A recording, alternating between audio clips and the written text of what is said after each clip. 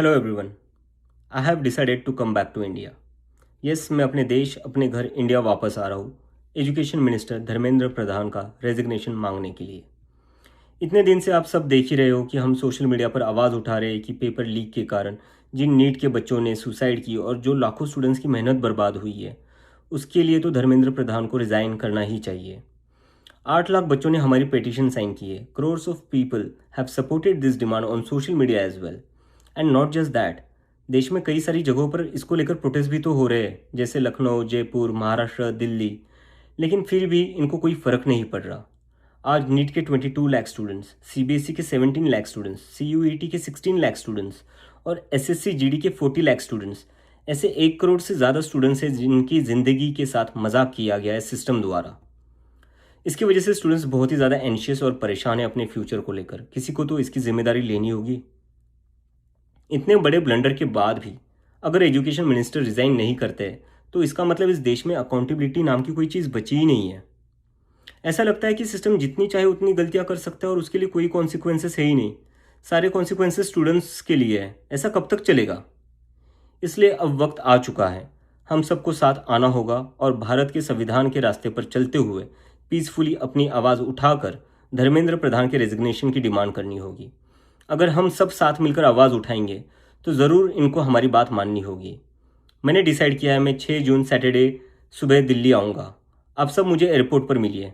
हम सब मिलकर पार्लियामेंट स्ट्रीट पुलिस स्टेशन जाएंगे और वहाँ पर जंतर मंतर पर एक पीसफुल प्रोटेस्ट करने के लिए परमिशन मांगेंगे।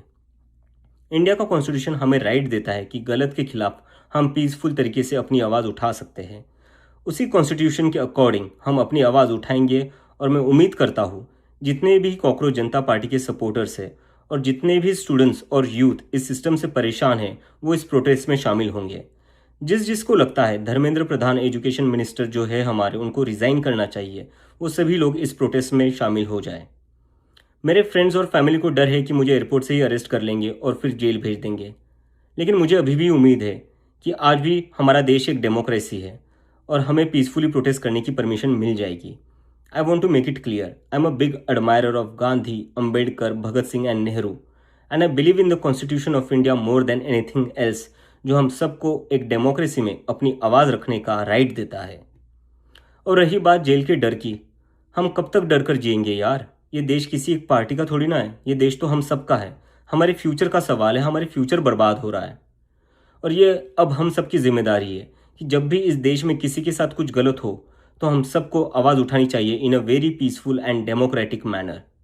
मैं चाहता तो यहाँ यूएसए में जॉब लेकर आराम से रह सकता था। मुझे पिछले कुछ दिनों में कई जॉब ऑफर्स भी आई है, but I am not gonna take it as I have decided to come back to India because I love my country and I really want to do something for my country. हम सब आज जो कुछ भी है वो सब इस देश ने हमें जो दिया है उसी के कारण है और अब हमारी बारी है अपने देश के लिए कुछ करने की, क्योंकि अगर हम आज कुछ नहीं करेंगे तो कौन करेगा? कब तक हम वेट करेंगे कोई और आएगा, आवाज़ उठाएगा और हमें बचाएगा? सो जितने भी पीसफुल और कॉन्स्टिट्यूशन को मानने वाले कॉकरोचेस है, let's all come together to save the future of millions of students. Thank you.